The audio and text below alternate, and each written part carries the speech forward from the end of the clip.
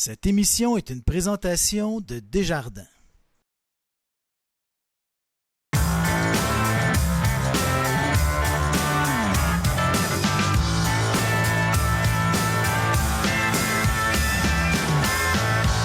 Auditeur de Télécœur, vous allez le reconnaître, l'homme d'au cœur la culture, c'est comme ça qu'on appelait ça. Oui. Ça va revenir, je pense. En tout cas, j'espère. Moi, je travaille pour que ça revienne. Je le souhaite, Stéphane. Ça Oui, vraiment Fred fun. Murray, qui était animateur de cette émission-là, qui se passait dans nos églises du diocèse de Nicolet. Tu rencontrais des artistes, mais tu as une vie d'artiste aussi. Oui.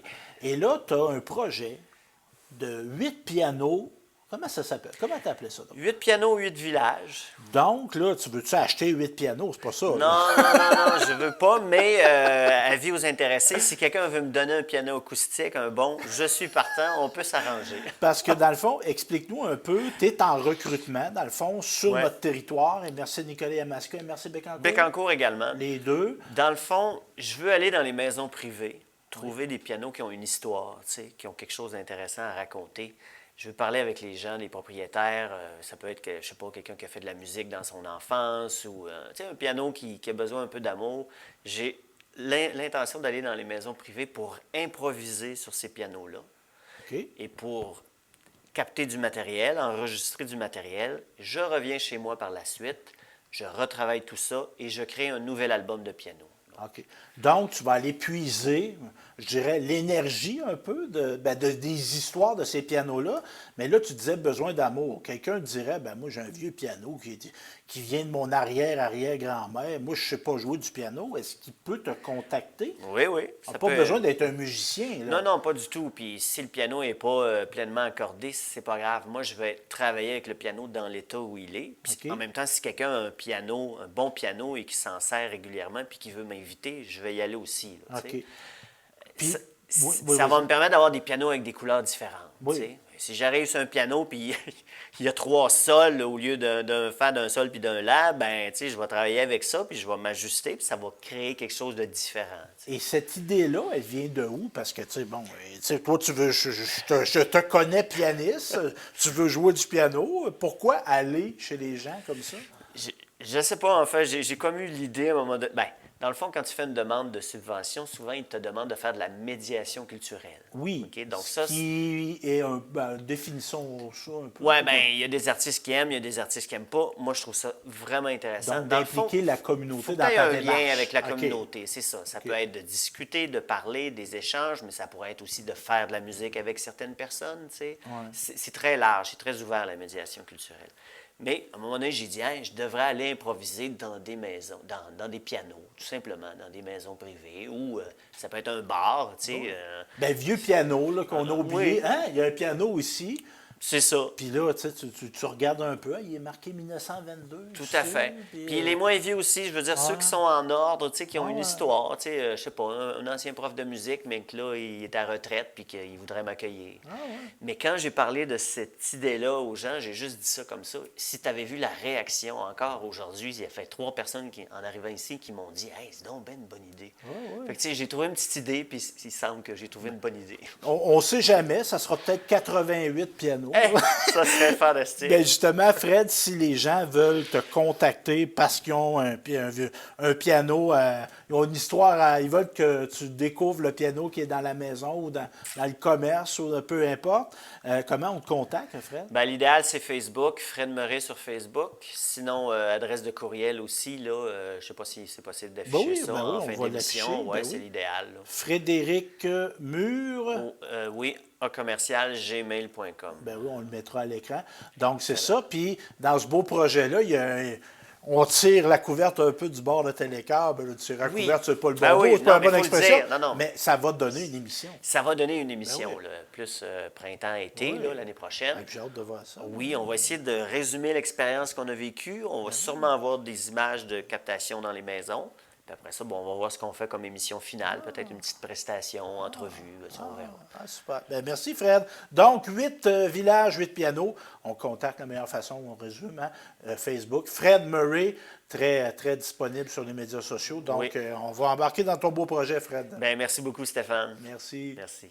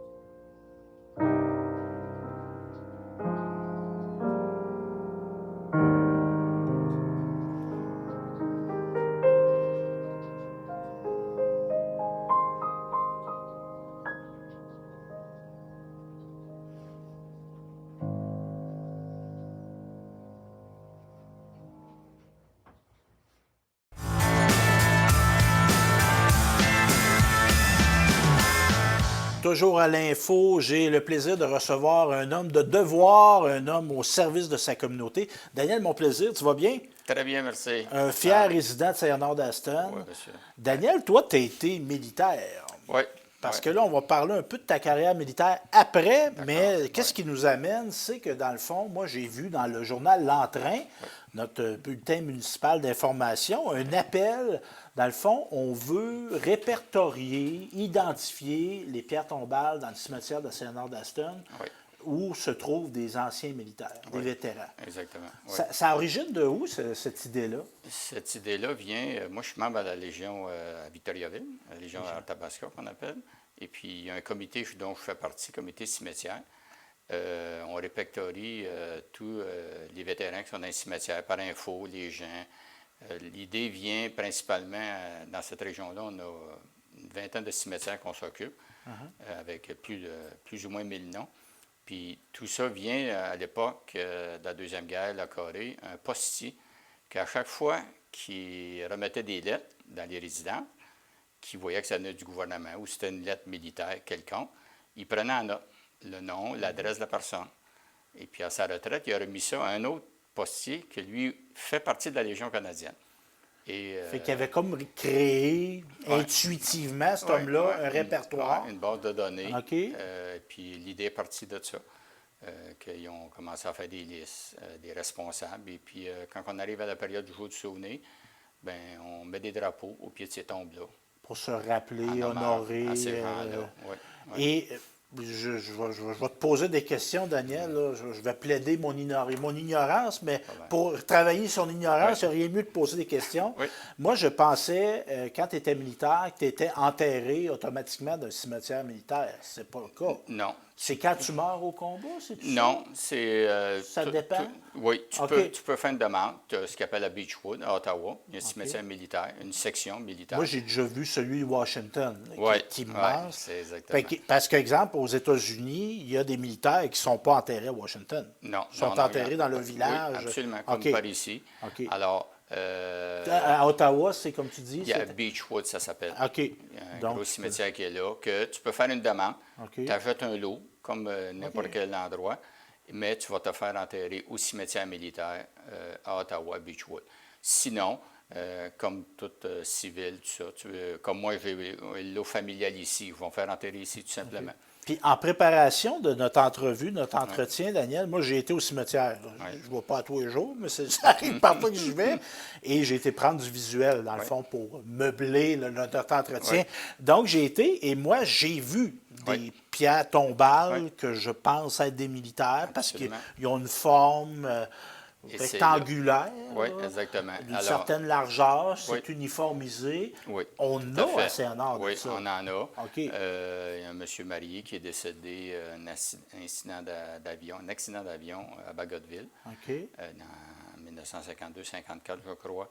Il y en a un qui est décédé à la Première Guerre, M. Letendre, un sergent. Et puis, il y en a un troisième aussi. Il y en a trois au moins, trois tombes que moi-même, en me promenant, on les voit. Je les ai vus. Alors ça, ces gens-là, c'était soit décédés à la guerre ou en service militaire, à la demande de la famille. L'armée a fourni une pierre tombale. OK. Ça, c'est parce qu'il était en service. Il était en service, exactement. OK. Il n'était pas retraité, il n'avait pas quitté les forces. Non, absolument. Fait que des fois, ça peut être des sources en dehors de la famille qui vont rapporter. Exactement. Pourquoi? Exactement. Y a-t-il une génération qui avait comme une gêne d'avoir été dans les forces ou une gêne ou je dirais peut-être plus un oubli. Un oubli, tu sais, comme j'ai mis dans l'article pour l'entrain, les gens pensent à une carrière militaire, il faut que ça soit évitant éternel. Non. Du moment que tu as fait ton école de recrue, qu'on appelle complété, réussi, tu as le statut de vétéran des Forces armées canadiennes. Alors, comme on a mis la photo que j'avais mis, Marie-Alain, il a rentré en même temps que moi, presque. On s'est côtoyé à l'école des recrues. Et puis, il a fait 2 ans et demi d'armée. Mais c'est un vétéran reconnu des Forces armées canadiennes. Et il y a eu une génération aussi d'hommes, moi je pense entre autres à ceux qui ont fait la Deuxième Guerre mondiale, qui, face à une incompréhension, puis il y a d'autres plus après qui l'ont vécu, de parler que tu as été militaire puis que tu as vu des choses au combat qui sont l'horreur extrême. À un moment donné, tu t'en parles, le monde ne te croit pas ou ils ne veulent pas en entendre parler, mais à un moment donné, tu te tais. Et voilà. Tu n'en parles pas, même pas à ta famille. Non, on laisse ça là-bas. Puis, comme je disais. Un militaire, c'est un 8 fermé. Ouais. Entre militaires, ça peut aller. Ils C'est se ça. comprennent. Puis ce qui est intéressant, la Légion, toi, tu participes Oui. à celle de Victoriaville, il y en a une à Oui. Trois-Rivières, il y en Oui. a une.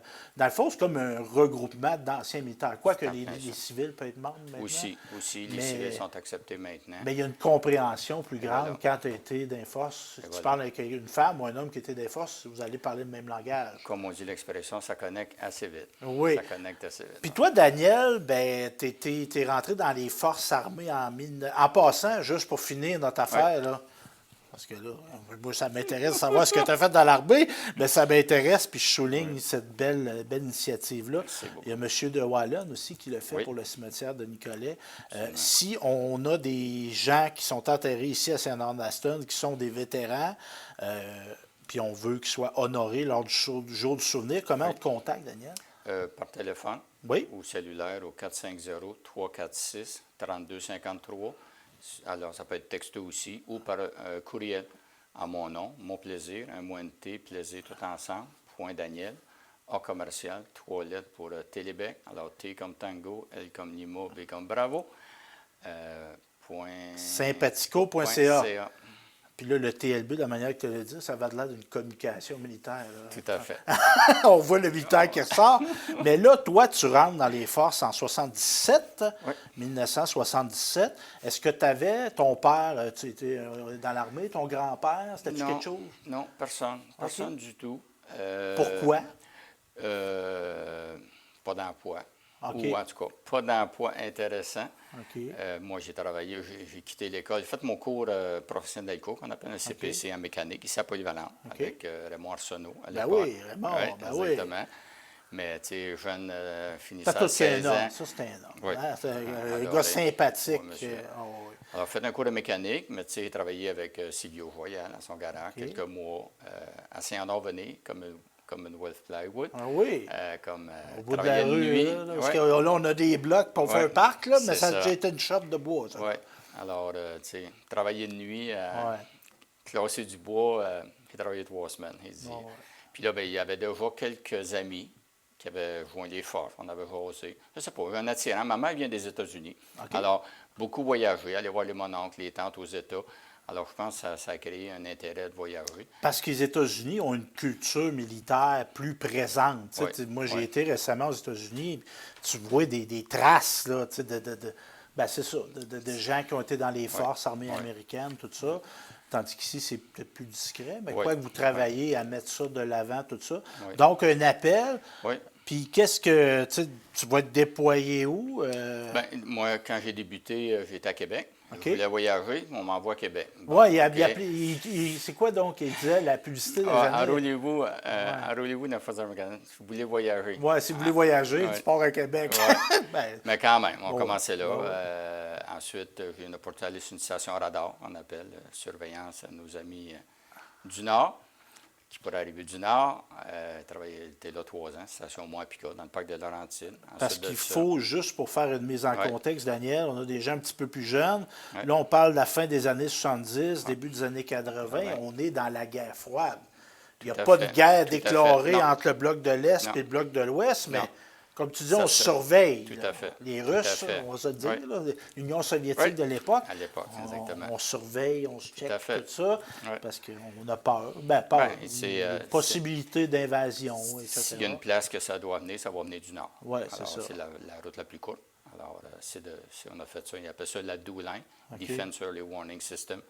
Alors, c'est toute une ligne de radar qui était là à l'époque. C'était 2 lignes. Il y avait celle du Nord, plus haut, c'est la ligne de l'Arctique, et puis celle plus bas, la Tree Line, tout ce qui est Moisy, Sainte-Terre, Mois-Pica, tout Chibougamau. Puis ça, c'était une base de l'armée canadienne ou Oui. c'était l'OTAN? C'était pas Non, l'OTAN. c'est c'était une base de l'armée canadienne, mais en support à l'OTAN. Oui, parce que l'OTAN, juste faire une autre petite précision, Ouais. C'est comme l'association des pays alliés là, Oui, qui exactement. existe toujours Surveillance aujourd'hui. du Nord, exactement. Donc, on avait les Exactement. États-Unis, l'Angleterre, nommer les principaux, Oui, là, la France. le Canada, la Oui, France, l'Italie, exactement. Oui. les vainqueurs de la guerre, mais pas les Russes. Non, non, non. pas cette gang-là. Et après ça, tu vas être déployé en Allemagne, si je Oui, me trompe après pas? ça, ben, l'opportunité, on voulait me ramener à Québec. Il dit, moi, je voulais voyager. Ben C'est ouais, pas vrai, là. je vais faire l'armée du Québec. On se disait entre nous autres. Alors, j'ai une opportunité, oui. Je suis parti pour l'Allemagne 4 ans. J'ai été travailler là-bas. J'adorais ça, un beau voyage. Ensuite, de retour, même chose. Encore là, je voulais continuer à voyager. Finalement, je me suis ramassé, été transféré à l'école technique qu'on appelle les Forces canadiennes, l'école de mécanique, donner des cours. Pour ça que moi, je n'ai pas vraiment de mission, comme on appelle mission Bosnie, Haïti, ces choses-là, à cause que, justement, j'ai fait que 6 ans à Valcartier. OK. Moi, je suis parti en 84 de Québec. Je suis retourné en 2004 pour faire justement une montée en puissance de l'Afghanistan. Et puis, 20 ans plus tard, quand je retourne à Québec, il y a encore de mes amis qui étaient là. Mais là, je veux revenir sur l'Allemagne. Là. Ouais. Alors, ça, il y a Ouais. beaucoup de Québécois qui ont été déployés là. Beaucoup. Là, on est Russes en avant de nous autres, Ouais. ou presque. Là, parce Ouais. que là, l'Allemagne a été scindée après la Deuxième Guerre Ça, mondiale. ouais, l'Allemagne de l'Est, de On l'Ouest. sent-tu, là, moi, c'est pas du combat, là. Non, on s'entend, non. mais on sent-tu une tension quand on est là, là? Oui, oui et non, dans le sens que on appelait ça un reforger, un gros exercice d'automne, dont toutes les armées alliées se réunissaient, parce qu'il y avait des bases à l'époque, les Américains étaient là, les Français, les Belges, avaient toutes des bases en Allemagne même. Alors, à l'automne, il y avait toujours un exercice de quelques semaines que là, on se réunissait tout ensemble dans des scénarios d'entraînement, qu'on faisait vraiment une ligne de front avec l'Allemagne de l'Est, autrement dit les pays de l'URSS à l'époque. La RDA, la République démocratique allemande. Absolument. Alors, oui. Puis les gens disaient, tu sais, entre militaires, on va, ah ouais, en Allemagne, oui. Mais c'était le plus réaliste de l'entraînement, à part les missions comme telles. Oui. Tu sais, on faisait les entraînements, on allait dans les villages, on bloquait les entrées et sorties de villages, on faisait des patrouilles, on couchait, on se stationnait à côté d'une maison, puis on restait là pour quelques temps. Alors, des fois, les résidents nous amenaient des lunchs où ils venaient gronder après nous autres, pas contents qu'on en pièce sur leur terrain, mais il n'y avait pas eu le choix. Ils avaient perdu la guerre. Ben oui, parce que c'est ce que comment l'histoire est importante. Oui. On a un petit gars, t'es pas un petit gars, t'es rendu un grand garçon, mais on a un petit gars de Saint-Léonard d'Aston qui a été déployé en Allemagne. C'est les conséquences de la Deuxième Guerre mondiale, Tout à fait. ça, là. Tout à fait. L'Allemagne a été occupée longtemps parce que là, on ne voulait pas que le nazisme renaisse, mais on voulait asseoir ça, puis tout ça. Et là, dans les milieux des années 90, Daniel, là, tu vas te ramasser à Moscou. Je n'ai jamais été à Moscou de ma vie. Puis là, il n'a pas été là en vacances. Là. Qu'est-ce que tu faisais à Moscou? Moi, je suis mécanicien de formation. Alors, il y avait une position, mécanicien à l'ambassade. À l'ambassade canadienne. Canadienne à Moscou, qui est la deuxième plus grosse ambassade canadienne dans le monde. Suite après Washington, naturellement. Alors, on était, je pense, une quarantaine d'employés, diplomates. Statut de diplomate. Comme moi, j'étais là, je suis militaire de carrière, mais j'avais un statut de diplomate là-bas. Puis il m'a montré son passeport tantôt. Il n'avait jamais vu un passeport de même. Un passeport, on dit l'expression un passeport diplomatique, mais toi, tu en as un de vrai. Mais en passant, là, il est encore bon? Il est expiré. Tu ne peux pas voyager avec l'immunité. Non. Puis là, tu vas, on comprend mécanicien, mais autre, tu vas avoir une responsabilité de sécuriser les appartements des employés de l'ambassade. Parce que là, on est en 96, c'est la paix sur Terre, il n'y a plus d'Union soviétique. Il y a encore une volonté de surveiller ce que l'autre fait. Là. Comme toujours, comme aujourd'hui encore. Oui. Alors, moi, c'est ça, mon emploi, c'était justement de travailler sur les véhicules diplomatiques. J'avais une équipe de mécaniciens, 2 mécaniciens, puis un autre employé pour les logements. Mais à chaque fois qu'on faisait... Puis j'étais le seul à réparer le véhicule de l'ambassadeur. Parce que, on va envoyer ça au garage du coin. Il y en a un proche de... Parce que lui, il peut mettre des bugs. Fait que là, c'est important de sécuriser ça. Il pourrait même piéger le véhicule. Oui, aussi, oui. Mais c'était plus de l'écoute. De l'écoute, puis les logements, c'est la même chose. Dans les logements, la même chose, de mettre, on dit, des puces. Alors, à ce moment-là, il y avait toujours un Canadien sur place pour surveiller les travaux qui se faisaient. Soit l'entretien de base, c'est moi qui la faisais. Une formation de base, ça, les choses bien simples. Mais puis, il y avait les employés. Puis si c'était des gros travaux, ben c'était des compagnies, mais à partir de ce moment-là, il y avait tout un Canadien sur place. Fait que la transmission de connaissances de Raymond Arsenault s'est rendue jusqu'à Moscou. Oui, monsieur. Oui, monsieur. Et après ça, on est ramené. Ben, on est ramené, là, tu dis ça, ouais, Québec, ça me tentait pas de. On a-tu, quand on est dans l'armée, tu le choix? Toi, tu t'en vas là? Ou... C'est pas mal ça. OK. Et puis, mais moi, c'était toujours... Pour ceux qui me connaissent, ça n'aurait pas été une bonne idée pour aller là. Mais j'ai toujours eu... ça a toujours fini par un plan B. Ouais, Tu sais, OK. je vais aller là, puis non, ça ne marche pas, puis là, on veut ci, finalement, autre chose, que finalement, ça a toujours viré pour le mieux. Oui, oui. Fait que là, on revient au Québec, tout ça.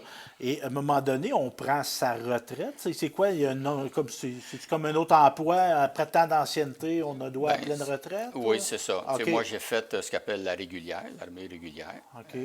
à plein temps. J'en ai fait 35 ans maximum. J'ai terminé avec le bureau des avocats, ce qu'on appelle le AJAC. Et puis, à ce moment-là, on m'avait offert une poste encore plus haut avec le JAC. Et puis, mais là, c'était m'en aller à Ottawa. Moi, mon intention, c'était de revenir dans la région. J'ai toujours eu un chalet de famille ici. Mon épouse vient de la région. Alors, l'intention était de revenir m'installer dans la région. Mais là, si je m'en vais à Ottawa, je ne voulais pas déménager là-bas, je ne voulais pas de deuxième carrière. Puis, j'avais mon 35 ans de fait. OK. Alors, les gars, là, c'est temps de passer à autre chose. Bon gré, malgré, on aime ça. Que finalement, j'ai transféré avec la réserve. Puis, j'ai fait presque un autre 4 ans avec la réserve. Fait que tu es devenu réserviste. Ben, Réserviste, c'est un peu particulier absolument. parce que c'est comme il y en a qui vont dire que c'est comme l'armée mineure. Ouais. Quoi qu'elle a un rôle important. Tout à fait, tout à fait. Tu as J'ai comme fait le chemin contraire. Oui, tout à fait. OK. Mais tu es rendu là, ben, tu partages ton vécu, ton expérience. Ben oui. Alors, il l'apprécie. Il avait besoin d'aide. Alors, j'ai été. Puis là, on revient avec notre appel, parce que c'est très intéressant ce que tu nous dis là, Daniel. Donc, là, tu as décidé à un moment donné, vu que tu étais retraité, d'aller à la Légion. Là, tu es en contact avec des anciens militaires. Il y a le fameux jour du souvenir qu'on a le 11 novembre de chaque année, et de ta Légion 086, c'est comme ça qu'elle s'appelle, le comité cimetière. Donc, si les gens connaissent des personnes qui sont enterrées à Saint-Léonard-d'Aston, S'il vous plaît. Oui. et je dirais même, là, j'ai le goût, je veux pas aller dans les cimetières des autres, mais je pense que tu peux être un relayeur aussi. Si on connaît, des gens qui connaissent des gens qui sont enterrés dans d'autres cimetières des environs, peuvent te relayer. Puis toi, tu pourras relayer. Parce que dans le fond, je me trompe-tu en pensant qu'on veut créer, faire ça à travers tous les cimetières de la région? C'est un peu le but. Ouais. Ça prend juste un responsable par région, par place. Mais oui, absolument. Absolument. C'est la plus belle marque de reconnaissance qu'on ne peut pas faire envers ces vétérans. Ben oui. Donc, puis lors du 11 novembre, les pierres tombales qui auront été identifiées, on va planter un drapeau canadien au pied de... On va se rappeler d'eux. Ben, merci, Daniel, de ce beau travail, de ton service aussi, puis du temps que tu donnes encore, parce que tu es encore impliqué au Centre d'Assomption? Oui. Bon, oui. Là, je me rappelle, on s'était parlé pendant la COVID. Oui. Te rappelles-tu? Tout à fait. Oui. J'ai dit, c'était pas facile de gérer la COVID au Centre d'Assomption, mais non. je pense qu'avec toi, il y avait une équipe aussi, là, mais gérer ça, tout à fait. des hommes qui ont fait des gros défis. Ça en était un autre bon, mais tu étais de ceux qui étaient là, qui veillaient à nos personnes aînées. Bien, merci, Daniel. Très apprécié.